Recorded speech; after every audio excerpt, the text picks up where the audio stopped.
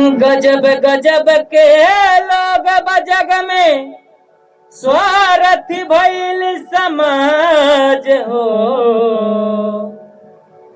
दुख में कहाँ बा केहू संगतिया, ई दुनिया में आज हो। हित परित हिताई मिताई जात छोड़ देला, हित परित हिताई मिताई जात छोड़ देला। जब समय होला कमजोर, जब समय होला कमजोर तहर कोई साथ छोड़ देला। जब समय होला कमजोर तहर कोई साथ छोड़ देला।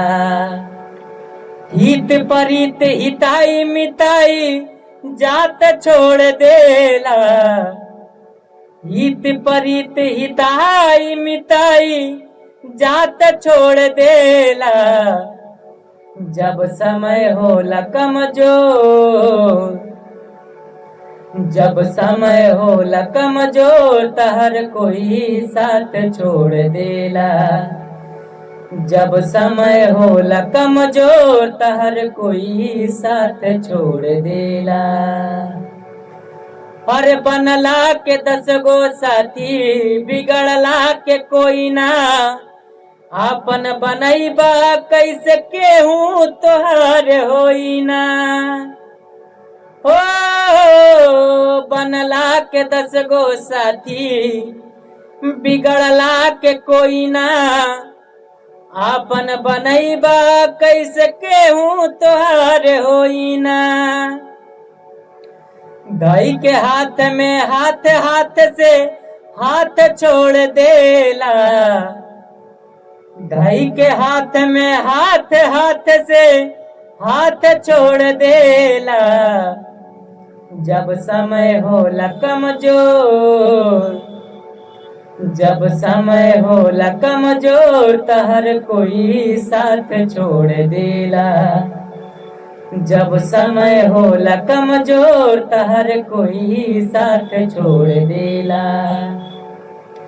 अखिया से लोर झरे नहीं पोछवैया, केहू ना सहैया होला सितम के समैया। ओ अखिया से लोर झरे नहीं पोछवैया, केहू ना सहैया होला सितम के समैया। धर्म कर्म रीति और रिश्ता नात छोड़ देला। धर्म कर्म रीति और रिश्ता नात छोड़ देला। जब समय होला कमजोर,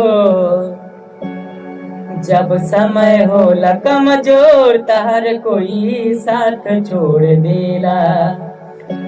जब समय होला कमजोर तहर कोई साथ छोड़ देला।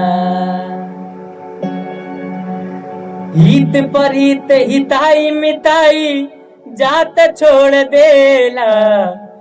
जब समय होला कमजोर तहर कोई साथ छोड़ देला।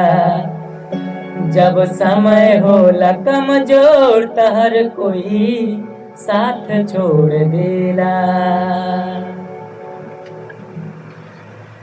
नमस्कार, प्रणाम। हम जितेंद्र गौड़, छोटू भोजपुरी सिंगर। सही बात है भैया, जब समय कमजोर रहेला ना तो हर कोई साथ छोड़ देला।